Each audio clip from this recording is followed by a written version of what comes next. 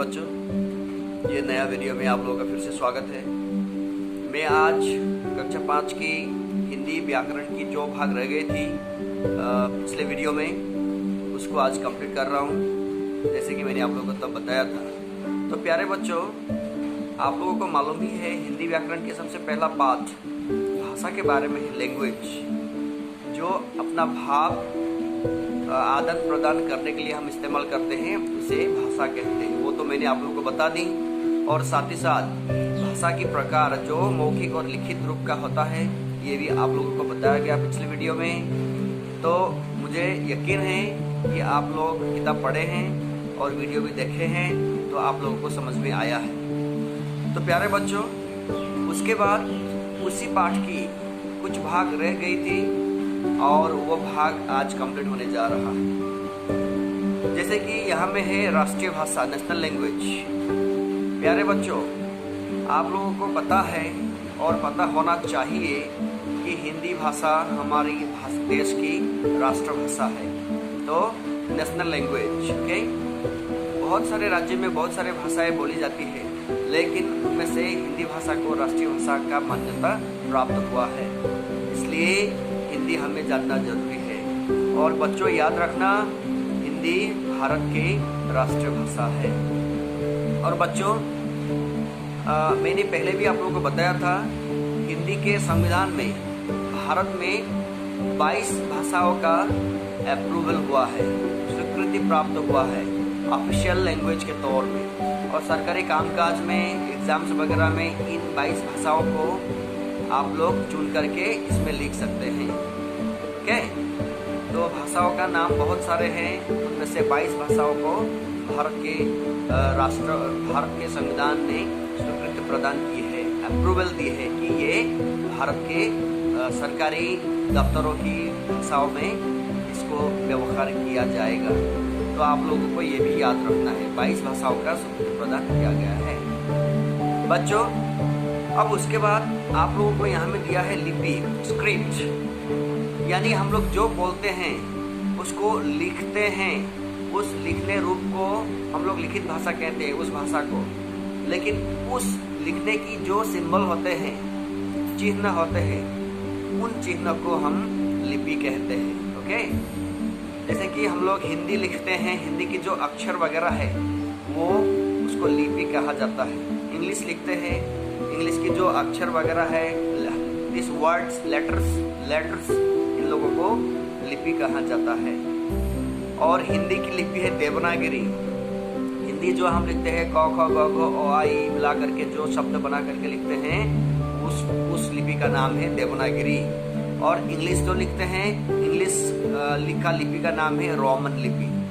इसी तरह संस्कृत भाषा का लिपि है देवनागरी, पंजाबी का गुरमुखी, बंगला का बंगाली, उर्दू जो लिखते हैं उसका लिपि है फारसी। तो मेरे प्यारे बच्चों, हम लोगों को ये भी याद रखना है कि भाषा को जिसमें हम लिखते हैं, जिन चिन्हों में, उन चिन्हों का भी, उन लेटर्स का भी नाम है। जैसे कि हिंदी का रहा देवनागरी। अगर आप लोगों को पूछा जाए हिंदी भाषा में कौन सा लिपि का इस्तेमाल किया जाता है, तो एक ही इसका जवाब होगा, उत्तर होगा, वो है देवनागरी। देवनागरी लिपि में हिंदी को लिखा जाता है।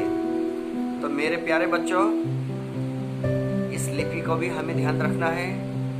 और लिपि का मतलब यही है कि हम जो भाषा को जिस चिन्ह से लिखते हैं उसे ही लिपि कहते हैं। बच्चों, उसके बाद सबसे अंतिम चरण का एक भाग यहाँ में दी गई है व्याकरण, यानी ग्रामर।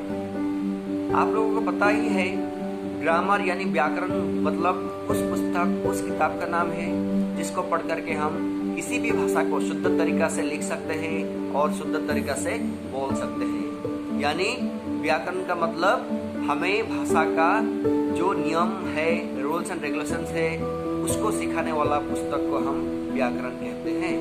तो केवल हिंदी की ही नहीं, सब भाषाओं का अपना अपना व्याकरण होता है। जैसे कि इंग्लिश का भी है, आपका असमिया का भी है, हिंदी का भी है।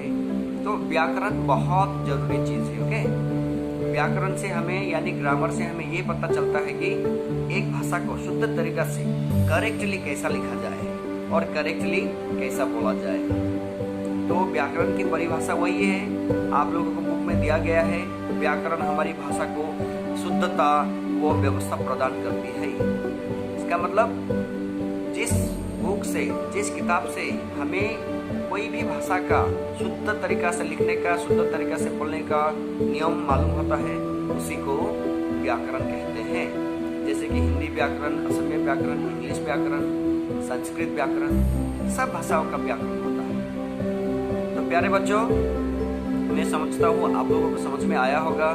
बस इसी 3 भाग रह गया था पिछले वीडियो में, जैसे कि राष्ट्रीय भाषा और लिपि और व्याकरण। इन तीनों भाग को मिला करके और पिछले वीडियो का भाग को मिला करके व्याकरण का, हिंदी व्याकरण का पहला पाठ जो कि भाषा है, उसको हम समाप्त करते हैं। तो बच्चों, वीडियो को ज़्यादा लंबा ना बनाया जाए, आप लोग किताब को पढ़िए, इस भाग को भी पढ़िए और हर छोटी छोटी चीज़ को समझने की कोशिश कीजिए।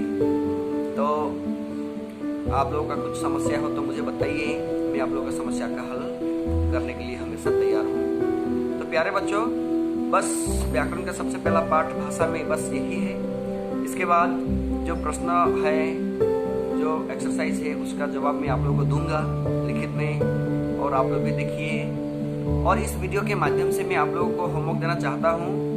पेज नंबर 8 पर देखिए, अभ्यास का सार यानी समरी। इस पाठ का जो भी चीज़ हमने पढ़ा, मुख्य चीज़, मेन पॉइंट्स, उसको यहाँ में दिया गया है। ये समरी सेक्शन बहुत ही जरूरी है। तो मैं चाहता हूँ इस समरी सेक्शन को आप नोटबुक पर 3 बार लिखें और 3 बार लिख करके मुझे सेंड कीजिए। ये आप लोगों का होमवर्क। तो बहुत सारी चीज़ें हमने सीखी, उसको फिर से आप लोग पढ़िए और समझने की कोशिश कीजिए। तो प्यारे बच्चों, आप लोगों का सब इसका जवाब वगैरह सब मिल जाएगा। तो हम वीडियो को लंबा नहीं बनाते हैं। मैं आशा करता हूँ आप लोग अच्छे हैं, सुरक्षित हैं और खुश रहिए और पढ़ते रहिए। तो आज के लिए बस इतना ही। अगले वीडियो में हम मिलेंगे।